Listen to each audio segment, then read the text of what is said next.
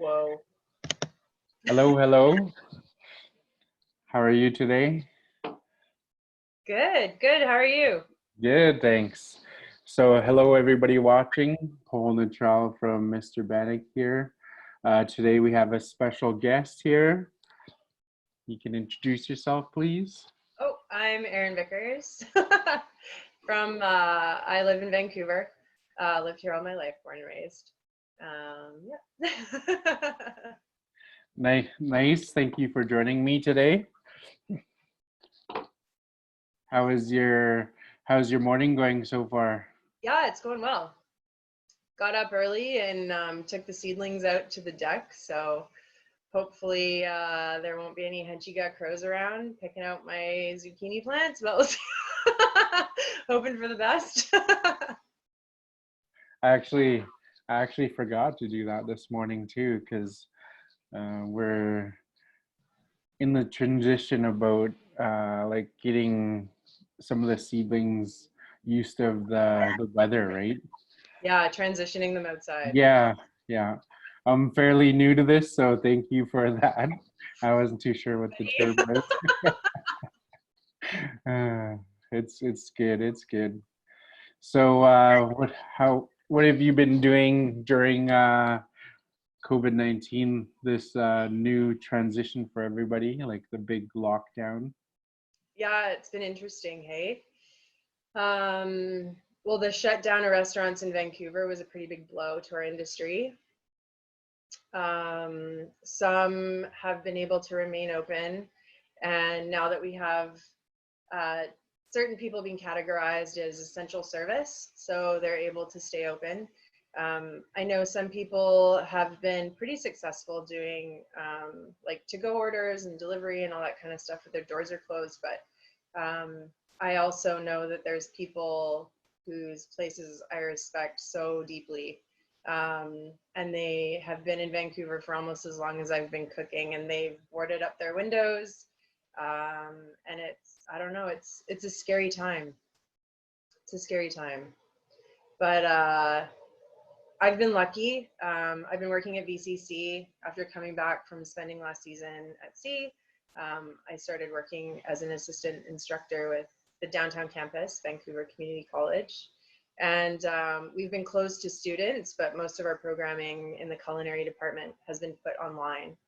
And that's enabled us. There's a group of instructional assistants, and we have been cooking for some of the single room occupancies down in the downtown east side, different areas of Vancouver. So our view kind of changed from working for students to kind of helping those in need and making sure that food is still going into places where it may not be easy to access. Yeah, that sounds really awesome. I'm pretty active now, just because of everything that's going down digitally, like through social media and YouTube. And I've seen a lot of your stories and your posts lately about you helping VCC or teaming up with VCC and making all of these really good looking lunch boxes. Yeah, we're lucky. I'm working as an employee of VCC and IA, or instructional assistant, with a bunch of the other ones. But we're lucky our director of culinary and our assistant director of culinary are spearheading the program. And they partnered with the city of Vancouver. And there's some other people in town, other restaurants that have been really supportive, and they've kind of jumped on board. So the folks over at Dirty Apron and a couple of the guys that work for Ono have pitched in. So it's been good. We've been kind of trying to there's a lot of kind of fearful things out there on social media, but it's nice to kind of share some of the positive things that are happening too. So building a bit of a community, and more people are jumping on board. There's a chef up in Whitehorse named Chris Irving, and he's doing a similar program, getting food out to people who maybe aren't able to cook or elderly or at risk. So making sure that all that happens in a sanitary environment and then delivering safe food is a pretty big gift for community these days. So we're happy to be doing it.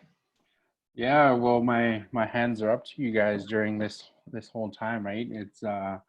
very scary and uncertain times, and I noticed you guys are producing like a big number, and that's not easy to do, right? Yeah, it when we initially signed up for it, we made an arrangement with the city to do at most, I think, 14,000 meals a week, which is about 2,500 a day. And the city of Vancouver is carrying that now, so they're the ones kind of financially pumping out the love, which is great. And it comes and goes dependent on kind of the need for food and who's around and where that's being delivered to. So it ebbs and flows a bit, but yeah, we're pretty grateful to be doing it. And there's a lot of camaraderie and kinship in the kitchens, and it's good work. It's nice to be able to feed people, and cooks are kind of our soul, right? That's what we're made. That's why we do this. Yeah, for sure. Like to create food and to feed people and to share that nurture. And Yeah, it's nice to know that it's going to a place that's appreciated and has good spirit, and you can help and be a part of the fight. So yeah. Well, that's huge, right? There's just in these times, I'm pretty sure there's a lot of people that don't have access to like fresh stuff that you guys can provide for them, right? Like yeah, what? and for many reasons, like financial or cultural or wherever your geographic location might be, might limit you.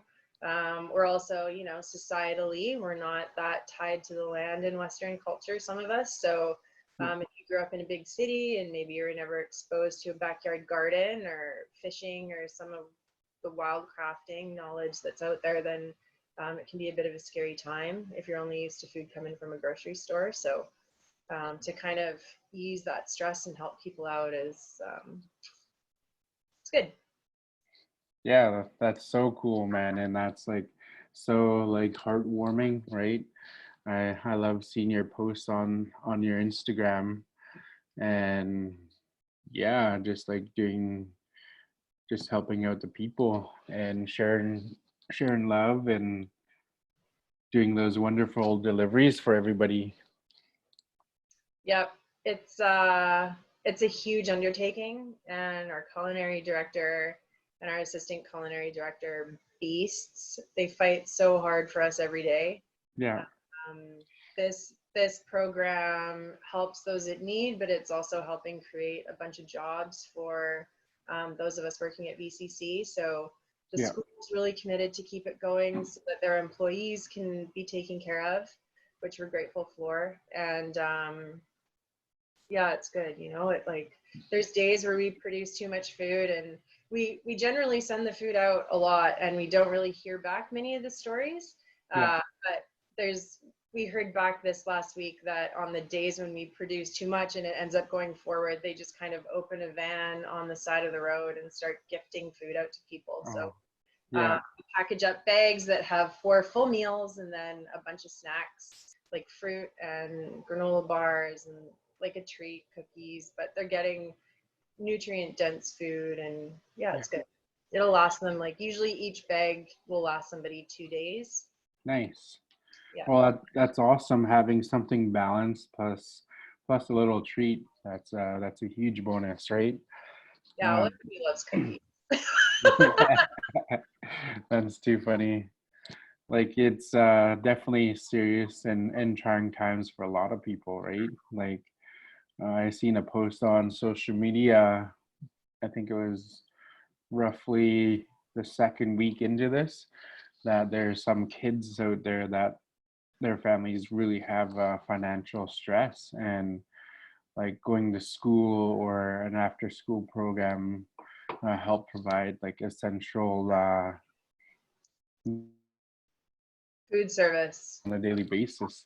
Yeah. Yeah, Yeah, it's challenging. I mean, there's families that are part of the meal share programs in schools, and that might be the only nutritious meal that they might see during the week, yeah, uh, lunch. So yeah, it's important. It's important for sure. yeah. So yeah, that like just getting back to that, like my hands up to you guys for doing that, right? Right now, it's not just students and kids that are going through that. There's a lot of people that either can't cook like that or they can't shop like that, right? And that's an awesome service. So high five to you guys on that. Yay! High five back. Yeah, It's a team effort. So yeah, that's going out to everybody at VCC for sure. yeah. And well, just for me, like I'm BCC alumni too, and Woo! yeah, that is so cool to see like mentors and instructors to take that lead and do that awesome service, right? Mhm. Before before this all started, like I was actually wanted to go back and say hi because I haven't seen any of my mentors and instructors for a bit there. Uh, Aw, business got busy for a while, and that's good though. hopefully, yeah, yeah. Hopefully, after everything settles, whenever that is, like I can go pop by and say hello to all the people that help share knowledge and their experiences, right? Yeah, there's a lot of pretty incredible gatekeepers of culinary knowledge there. Yeah, Like, it's funny, the more uh, IAs have the opportunity of kind of hopping from class to class and helping and supporting the students. And it's really interesting to spend time with all the different instructors. And just as you're walking down the hallways and you're going through and supporting and making sure instructors have what they need for the day, yeah, helping out students, popping and doing that kind of thing, you overhear the lessons in the classes, and you know, as a chef, to respect everyone who came before you because they're such huge knowledge keepers. But you just sometimes you just don't really appreciate that until you hear people speaking on a daily basis and kind of sharing some of their previous experiences and where they've been. And the mass amount of knowledge that's held by the educators at BCC is insane. It's fun. It's fun to just like walk through the hall and like eavesdrop on classes and learn, like yeah. write down different teaching techniques. And Well, that's definitely huge, right? And I know they have some of the best like in culinary instructors like in the province or across the country, right? yeah, we're blessed. And yeah, and like every chef is different in their own way. So True. there's like tons of multiple ways that the students can learn and hopefully be successful one day in somewhere in our industry, right? Yeah, it's true. All of us kind of seem to have taken a completely different path. And mine was a little more of a left hand turn out. I ended up on a boat for 3 years, but you know, I wouldn't change it. And it's brought me to a unique position in Yeah, terms of our industry. And I'm grateful for it. I can't, I've, looking back on it, I see a very limited experience in culinary education before. And it wasn't until, you know, I spent some time on the coast and learned how to listen and learned how to learn in a very different way. yeah, Uh, that kind of the blinders came off a little bit, and it there's there's really no going back. Yeah, like Indigenous culinary kind of chooses you. You don't really choose it. So yeah. then it kind of just sits there on your shoulders for like the rest of your life. So, but it's good. I'm grateful for it, and it changed my life. And yeah, Do you wanna share like a couple of those experiences with us right now? That your travels and like experiences in our indigenous community? yeah, um I did a gig in Whistler. I'll try and keep it short because the story can get pretty funny and convoluted. But I essentially did a gig in Whistler with a guy who called me that I didn't know, and we ended up working for some overseas royalty essentially. And then after that gig, the gentleman who was in charge, a good friend of mine, Ryan Bissell, he was like, "Hey, I know this guy who has a boat. You kind of seem to be up for adventure. Do you want to take 2 trips? He's screwed. It's in Great Bear Rainforest. It's super easy. You can do it, no problem. Just like give him a call." So I said, sure. And it was in 2016. And I did the 2 trips, and I had a stage down in San Francisco at Atelier Cren that winter. So I went down and did that. And then the company hired me back. And I ended up spending the next 3 years essentially sailing like anywhere from the southern Gulf Islands through the central coast, Haida Gwaii, and North and South Vancouver Island. And due to the owner's, like deep knowledge and passion, he was a marine biologist. So due to his deep passion for what he did, and he built really genuine, authentic relationships with people in the places that we would sail to, and it ended up being like Bella Bella and Alert Bay, and we'd go all through Waihanis and all the Gulf Islands, and he had ties to Banfield, so we'd spend time out there, and we do these trips, and the crew, there was a small pool of crew, so we were always on the boat. And we'd be working for like a month at a time or so, and you end up going back to these places repeatedly, and you build relationships with the people who live there. And we all kind of conjured individual close relationships with different specialists or people who lived in these remote communities, and we'd fly in early and leave late and spend time with good friends and keep in touch. And with the natural progression of relationship would just come, hey chef, I noticed that you were storytelling with your food, and here's some recipes, and this is how we made jam. And you go to a Watchman site and you are gifted how to make this soup that's been getting made for like 1,000 years, or right. And Kate, like, please make this soup and tell the story. And my grandfather's from here, and we made this all the time, and potatoes used to grow here, and these are the onions we used to use, and this is how we made it. And the halibut's from like 100 yards out that way on the long line. And with it comes story, because all education is in story. And I kind of started making one thing, and then I guess it got on the menu and then became a thing, and the guests love it. And it, the menu and the food that we served on the boat ended up being a bit of a conduit for sharing the education and knowledge, but also an explanation of like Indigenous culture, which is like, the structure is quite different from Western society and our culture, and we see things differently. Our culture, like Western culture, is very compartmentalized, and Indigenous culture is not so much. Everything's connected: food, community, and culture, and land, and the culinary knowledge is all tied together in a very close-knit way.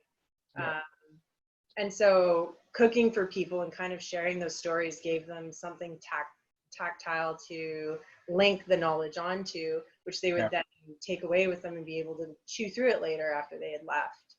And over the course of 3 years, there was just this like bounty of information that was shared, because everybody hangs out in the galley.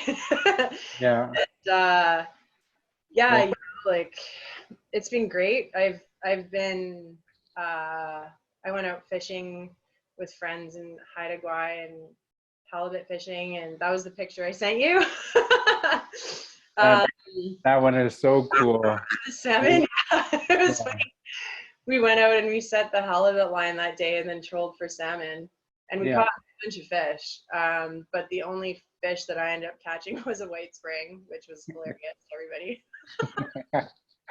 That's so cool. So maybe they knew, maybe the salmon knew I was there. But yeah, it's been, it's that approach to food and that approach to knowledge, and taking the time to learn to respect the people that kind of gifted that is a big learning for me, and an incredibly humbling one.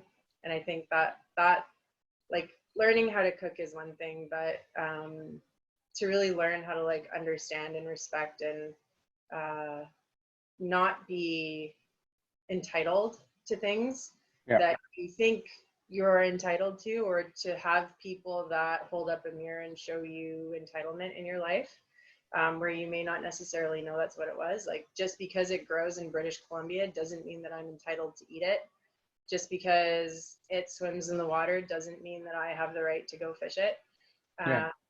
So or to share those things, right? So there's a lot of, I ask permission a lot because I don't know. Yeah. Auntie, can I make your bannock recipe for? Well, that brings me back to one of the one of the previous interviews I had, and he talks about everybody, the community, having one bowl and like a spoon in there, right? Yeah. You take enough just to nurture yourself, and then you pass it on to the next person, right? Yeah. Just be thoughtful, and like with a spoon you can't hurt each other, but if you have a fork in there, then you can, right? Yeah. And like verbally and mentally and et cetera, right? Yeah. That was one of the things that stuck with me from one of the previous chefs, and now that you're talking pretty well about the same thing, right? Yeah. We think Like, about each other. right? Like, yeah, in a couple of years ago, my dad died while I was at sea, and I ended up hiding out in Haida Gwaii.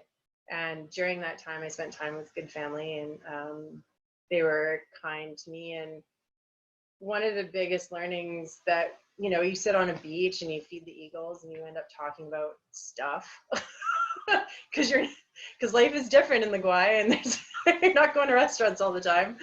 And one of the things that was shared was, the measure of a human is the community output and not necessarily what they have. Like, your house full of junk and books and whatever, like, that's completely irrelevant. It's your measure of who you are as a human and an active member of the community is based on your contribution and Yeah. how you work to support those and support your community and help uplift people around you, versus just constantly like take, I'm out for myself, I need this, I need to take care of me, this is my top priority. If your top priority is looking after those around you, then essentially, fingers crossed, everybody ends up taking care of each other, and you'll Yeah. be taken care of as well. So Yeah. yeah, Yeah. lots of knowledge and learnings. Yeah. That's awesome. Like you said it perfectly, right? Like you look after the others, and in return it'll come full circle. Yeah, That's huge. feel like I feel like I'll probably be repaying that family for that summer for the rest of my life, which I am like, they would never expect that of me, but I'll be forever grateful for that, having a place to shelter in the storm. Yeah. And yeah, I don't know, like, Indigenous ways make more sense to me these days. I always come back to the city and it seems like a bit of a crazy place. Yeah. But Yeah, just like the different environment, right? It's here in Vancouver is definitely a lot more like fast paced, I guess. And yeah, it's fast paced, and I don't know. I feel like there's a really, like, the chef community is awesome. yeah. And I feel like we have a really strong, close-knit community, and when the chips are down, everybody really binds together. And that makes a lot of sense to me. I grew up in a huge family. Yeah. There's like 70 of us at Christmas every year. Oh, dang. A huge family. I have a lot of cousins. Yeah. As does everybody else on the coast. But yeah, I have You're a like, lot hey, cousin. of cousins. But yeah, I have a huge family, and so kind of being a piece of the bigger picture has always kind of been what I grew up in. Yeah. And it makes sense to me in the chef community too. Everybody's pretty close knit, and I think that comes from, every night you do service and you kind of go into war to try and get through service and have fun and tell the story and create the vision, and you're constantly on that fight and push, which is, what we love more than anything. Yeah. But yeah, I mean, the city as a whole is big and it's noisy, and Yeah. I don't know, a smokehouse and some dried fish makes a lot more sense to me these days than Yeah. SkyTrain rides and transit delays. Yeah, no doubt, right? So we heard about the wonderful stuff that you and VCC are doing about feeding all the needy. What do you do to nurture yourself and to keep you going, like Right. during these times? Um, yeah, COVID's interesting. The the biggest change for me with COVID is that the people that um, the people that I hold close, that are my rock, the ones, when the chips are down and you have a bad service or something happens at work, you give them a call or you go over to their house and see them. They're kind of off limits. And by virtue of what I do, because I work at BCC, I need to be under strict quarantine to make sure that the food is safe. So I'm not able to see those people. My mom lives in the interior, and I'm not able to go up there and help her on the garden. So it's hard to not, keep her safe. I live in a big city, and she's in a remote area. So if it's not there, we want to keep it that way, and you don't want to get anyone sick. So it's a bit of a challenge to kind of keep people at bay. But we basically tore up the entire front yard over Easter. So that's been keeping me preoccupied, and it's a different way of being in touch with the land. But we basically Yeah, tore up the whole front yard, and we're turning it into a food producing garden. Um, nice. my goal That, is to overplant everything, because I feel like I feel like half of what I'm gonna plant is gonna die because it's a bit of a trial by fire for me. So yeah, um, we'll see how it goes. I've been doing a lot of research, as cooks do, yeah, but I'm hoping that even if half of everything dies, I'll still have enough for myself and to share and gift out and trade. So yeah.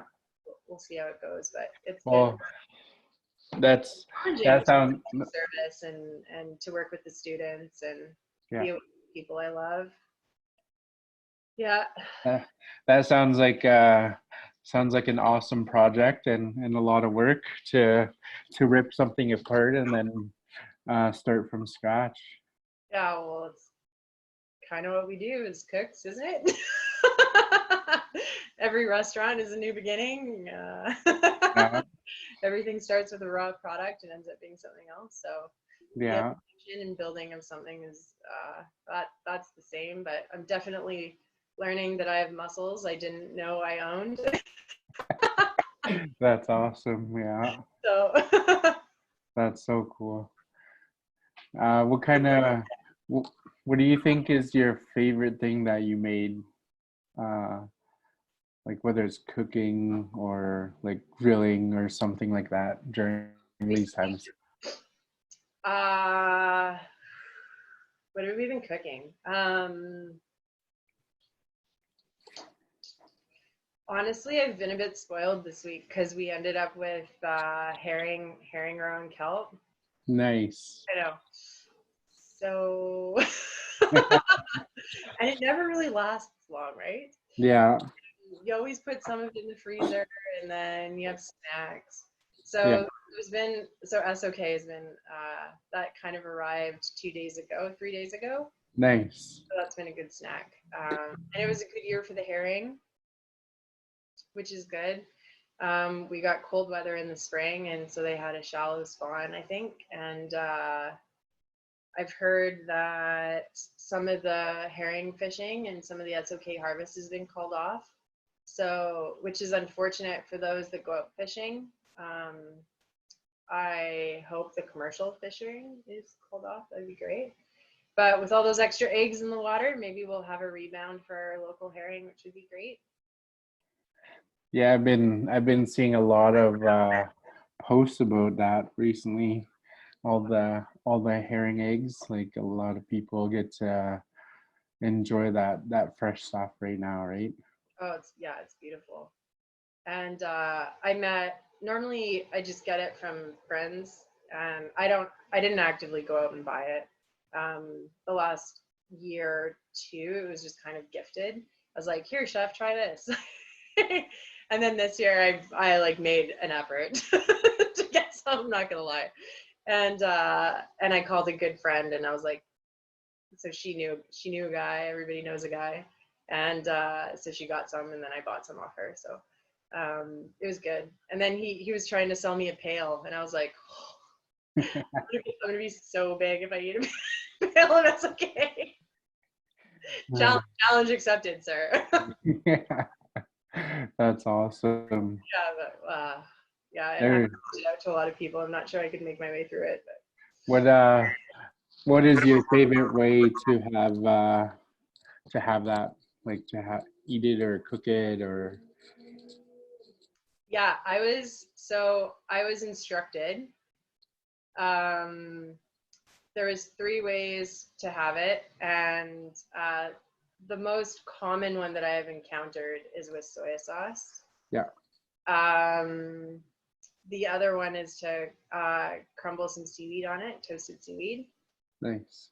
And I'm just getting some sorrel, wild sorrel seeds in the next couple days. So I'm going to plant sorrel. So I'm going to try and do like a sorrel pesto, almost like a pesto, Oh, nice. right? And I think I Yeah. could do it with butter or like grease, but Yeah.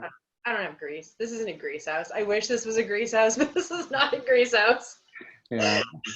But yeah, I feel like grease and sorrel pesto would be like pretty incredible. Nice. Yeah, we'll use That's, that for frozen stuff. yeah. That sounds like pretty good. That sounds really good.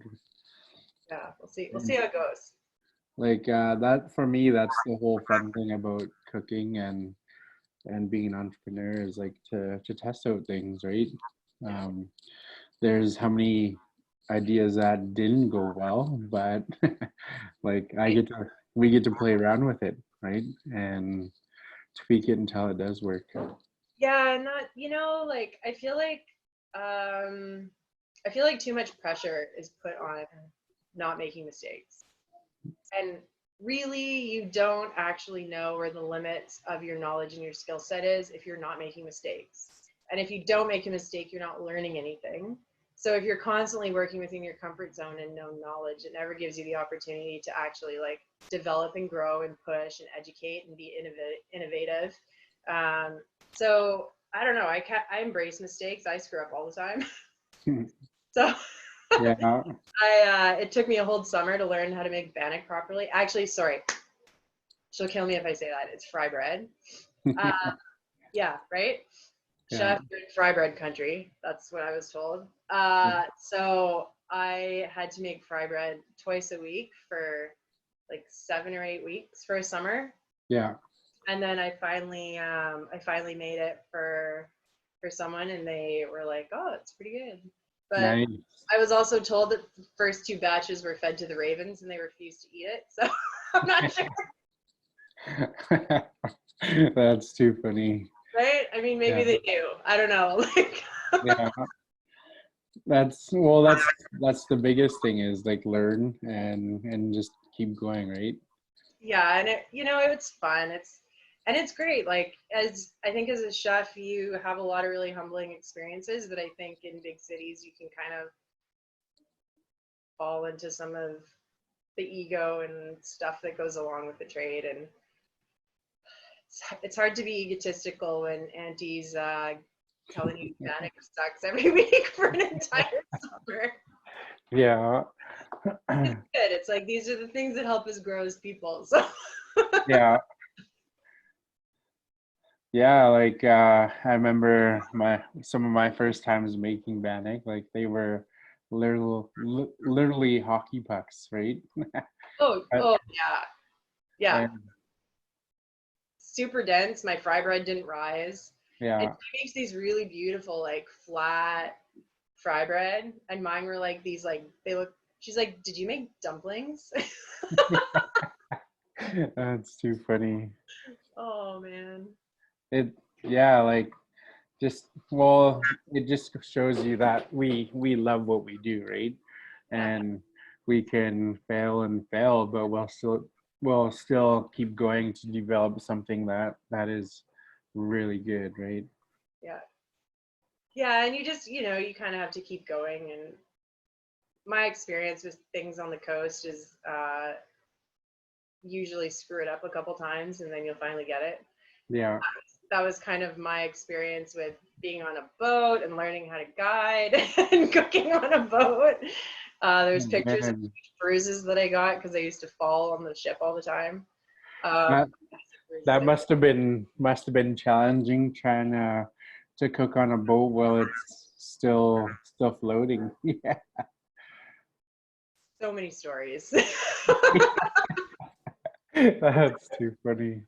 The fan favorite was when I was told to stow the galley, and I was like really confident about it. It was like my second trip, and I was like, I got this. I can stow the galley. And they're like, Chef, you saw it? I was like, do it. Let's go. Like, let's go into the opening. We can do it.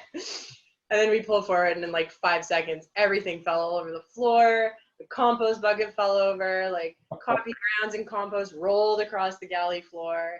Somebody came to try and help me and slipped and fell, and then I fell. And we were all like, it was like my first trip, and they're like, stowed the galley, eh, Chef? Like, didn't even look at me. The captain was just like, Chef, you good? I was like, yes, I'm okay. Oh man. That sounds It's like Mother sounds Nature, like a right? time. Like, don't mess with her. She always wins. Mother Nature always wins. Yeah, that's awesome, man. Like just to be able to experience something like that, right? Like I know there's a lot of young chefs and up and coming cooks that want to enjoy those kind of experiences, right? Yeah, I would fully encourage it. I mean, I don't see that happening these days. Yeah. But yeah, definitely like post COVID, it's I don't think brick and mortar necessarily defines a chef anymore. Yeah. Uh, I'm not sure that like a particular culinary genre like French or Italian or Chinese. Yeah. I don't think that you are a Chinese chef or you're a French chef or you're an Italian chef. I don't think that Yeah. should define you. A chef is just the person who runs the kitchen, but we're all cooks. Yeah. And cooks learn, and we're evolutionary, and we're creative, and there's this whole artistic side to it. And you don't really get to choose where your interest or your inspiration comes from.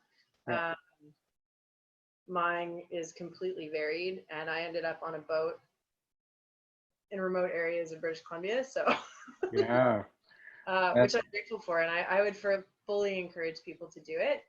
yeah. Definitely not for the faint of heart, and it's not for those who don't like to work. But if it's a labor of love, then Yeah.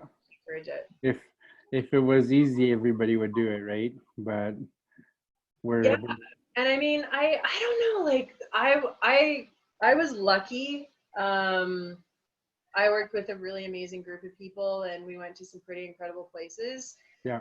And we were. It was really amazing how the boat kind of brings people together who are supposed to be together. Yeah. And there would just be these like amazing happenings where the boat would end up in places that would give somebody this incredible experience that would change their life. Yeah. And to end up there with that person, with the crew on board who happened to be able to connect and understand that person's backstory, and to kind of coach them through some challenging moments or some really beautiful moments of self-discovery. Yeah. Uh, it yeah, it was uncanny, but yeah, I feel pretty blessed to have ended up on a boat. We love her. She ended up being kind of like the big sister to everybody. So Yeah. Well, that's a huge experience, right? And it sounds very fun. Do you have any advice for home cooks or foodies out there to try out like new recipes or new techniques? plant a garden. Nice, love it. Yeah, I would encourage anybody to start planting, just for the understanding of your own personal food sovereignty. And I think in days like this, we like to believe that there's always going to be a grocery store and someone's always going to be taking care of us from that. But there's a huge sense of ownership and identification and food security that comes from, understanding where food comes from and how you can grow a carrot or, googies, or go collect it in the forest, or fishing, set a Halley line. There's a huge amount of personal respect and personal responsibility that comes with that. And it was a huge growth time for me. Um, and cook at home. Like there's a lot of chefs right now that are putting things out on YouTube and Facebook and Instagram. There's a whole ton of knowledge. Like jump in. You can't really screw it up. And if you do, like Julia Sild says, if you screw it up, no one else is in the kitchen to see you. So who's to know? That's awesome. Yeah, it's like you're just saying, there's a lot of people doing a lot of good stuff, right? And uh, like like like I was saying, like I'm very active in seeing what people are doing, and like I do what I love, so like you can never stop learning, right? And it's just awesome to be able to connect with chefs like you and the other two, and hopefully I got a Yeah, there's good people out there doing good work. yeah. There are really amazing chefs in town that are doing not-for-profit stuff and feeding those in need. There's a lot of chefs in town that have moved to social media as like an execution.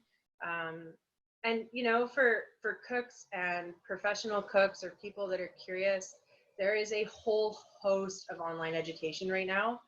BCC is doing their classes online. Nate has been doing some courses online. There's a bunch of universities that are offering programs in anthropology and ethnobotany, and you can do food science and the discovery of like phase transitions and all this kind of stuff, and molecular gastronomy discovery coming out of Stanford University and Harvard. So there's the whole gambit. Nutritional courses you can take and get certified in nutrition. So if you're not working or you can't find work, it's a great time to kind of sit down and find new places of inspiration and use the time to educate and heal and rest and kind of stoke your fire and figure out what it is that excites you and why you cook. And I think coming out the other side of this, things will be similar but quite changed. And adaptability and new vision will probably help us come out the other side. Education always helps with that. So Yeah, that's definitely awesome. And like for me and the kids here, like we have 6 kids at home, so we're doing a bunch of homeschooling and looking for extra activities for them to do. And we did a couple food science projects, and cool. like I'm still learning too, right? It's Like 12 o'clock. so it was fun, and just got to keep that fire burning, right? Whether I Pick can, you're not pick the one thing that you're the worst at. yeah. Start there and then work on I would say for me, like probably the weakest point as a cook is probably baking. it. See, Yeah, jump in. Everybody's posting pictures of sourdough chef. yeah. I'll send you We my rye bread recipe. It'll keep you busy all summer. yeah, no doubt. We were actually researching a sourdough starter recipe. Like we've been talking about it for a couple of years, but now we have the time. Yeah, and there's a lot of books that you can order online. Yeah. This is a good one, Bread Bible. Yeah.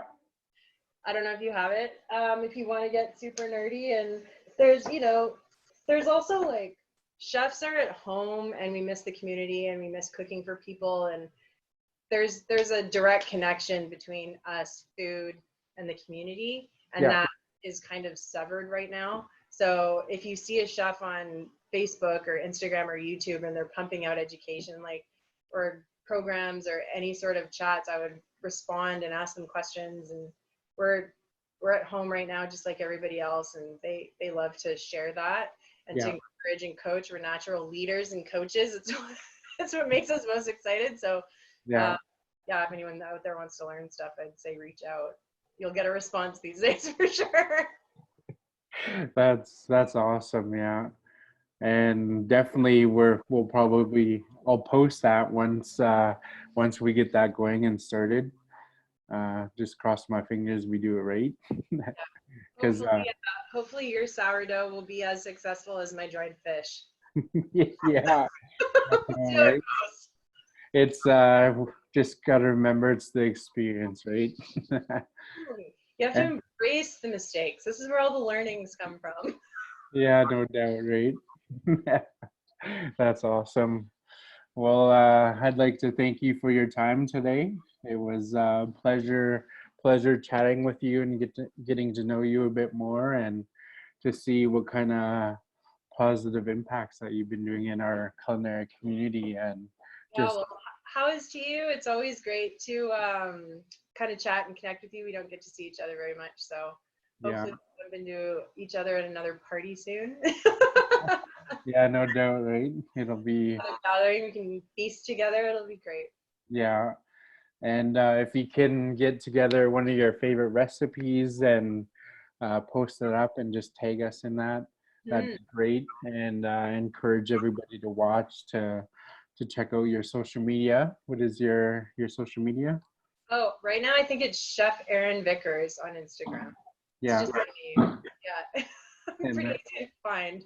you can you guys can see all the stuff that she's been up to with VCC and all the good work that they're doing, and try out her recipe that she's going to share.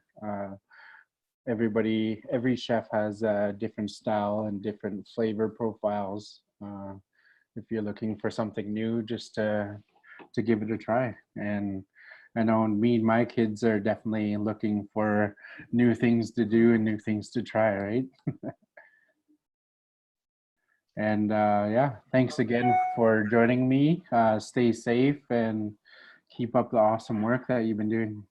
How was? Talk to you soon.